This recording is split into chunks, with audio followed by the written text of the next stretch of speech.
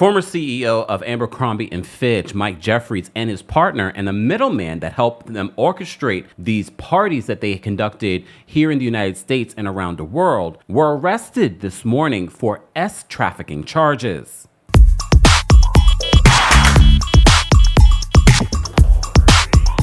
Welcome back to the Kempire channel, your number one source for pop culture news and music, entertainment, reality TV, and so much more. As always, be sure to like this video, subscribe to the channel, and hit that notification bell so you never miss out on breaking news when we go live or when we upload.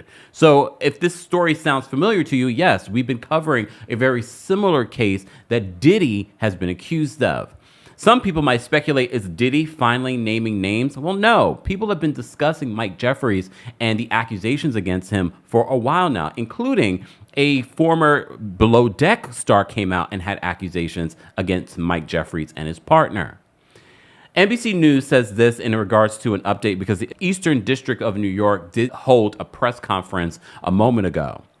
They said the former CEO of Abercrombie and Fitch, Mike Jeffries, has been arrested on trafficking and interstate charges, prosecutors announced Tuesday. Jeffries has been arrested in West Palm Beach, Florida. Two other associates, Matthew Smith of West Palm Beach, that's his partner, and Jacobson of Wisconsin, were also arrested in connection with trafficking charges. James is believed to be that middleman. They are expected to appear in federal court in Florida and Wisconsin today and arraigned on a later date in the Eastern District of New York. Jeffries was the CEO of the popular clothing brand from 1992 to 2014. Jeffries, Smith, and Jacobson each face a single count of trafficking as well as 15 counts of interstate prostitution tied to 15 alleged victims. Federal indictment alleges Jeffries, along with Smith, his romantic partner, and Jacobson, who was described as a recruiter, operated an international trafficking and prostitution business from 2008 to 2015. It's alleged that they organized events in England, France, Italy, and Morocco, St. Bart's, and New York for Jeffrey Smith and, quote, others.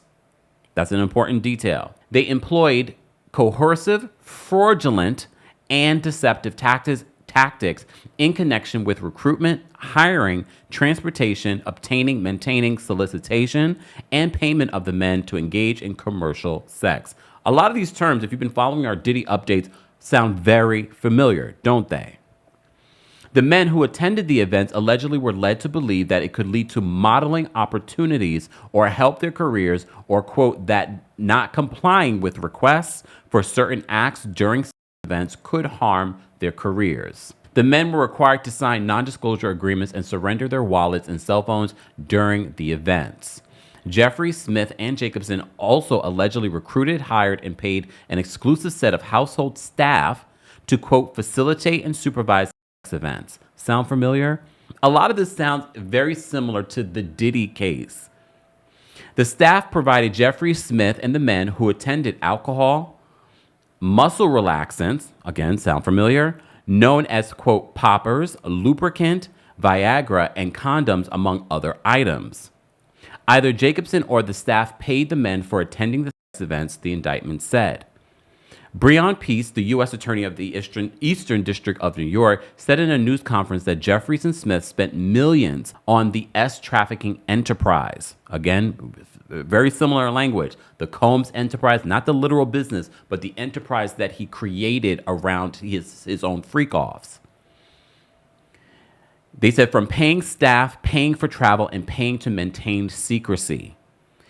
Peace said that the operation used a referral system and interview process during which the men were allegedly preyed upon were not informed about the details of the events before attending. During those, quote, tryouts of potential candidates, Jacobson typically had candidates first engage in commercial sex acts with him, the indictment said. At the events, the men were pressured to drink and consume poppers, and on more than one occasion when men did not or could not consent, Jeffries and Smith violated the bodily integrity of these men by subjecting them or continuing to subject them to invasive sexual and violent contact by body parts and other objects. First of all, shout out to the victims, because I think a lot of people don't discuss when men are SA'd, and it takes another level of bravery to even come forward and admit this. In a quote, they said, "Powerful individuals for too long have trafficked and abused for their own sexual pleasure young people with few resources and a dream of securing a successful career in fashion or entertainment." Sound familiar? He warned anyone who thinks they can exploit or coerce by using the so-called casting couch system that they should prepare to trade that couch for a bed in federal prison. Prosecutors are asking for a $10 million bond for Jeffries, $500,000 for Jacobson, and that Smith be detained pending trial as he is a citizen of the United Kingdom and poses, quote, the most substantial risk of flight. That is Mike Jeffries' partner, the former CEO's partner. Peace said his office became aware of the alleged crimes through media reports, because as I said to you before, this is not new. For those that are aligning, oh, Diddy is speaking. Well, no, they've been following this for a long time. The Eastern District of New York, very much like the Southern District of New York, investigates for a while before bringing their charges. The news of Jeffries comes 1 year after BBC News published an explosive report that said Jeffries exploited men at parties he hosted. The report said that 12 men described attending or organizing events that included sex acts for Jeffries and his partner, Matthew Smith, and those events took place from 2009 to 2015. Some of the men who spoke to the BBC said that they were exploited or didn't participate willingly. Jeffries' attorney, Brian Bieber, told NBC News at the time that Jeffries would not comment on reports about his personal life. Abercrombie and Fitch said the company was appalled and disgusted by the allegations in the BBC report. Bieber told NBC News on Tuesday, in a response to the arrest, "We will respond in detail to the allegations after the indictment's unsealed and when appropriate, but plan to do so in the courthouse, not the media." Shortly after that report, Abercrombie and Fitch and Jeffries were sued for allegedly turning a blind eye to Jeffries' alleged misconduct.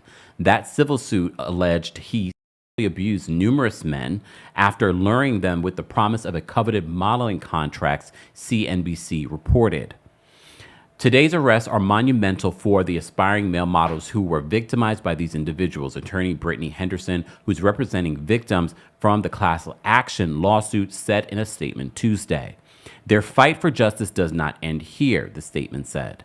We look forward to holding Abercrombie and Fitch liable for facilitating this terrible conduct and ensuring that this cannot happen again." And when asked if the alleged trafficking enterprise possibly continued after 2015, Peace said the investigation is ongoing. Again, very similar to Diddy's case.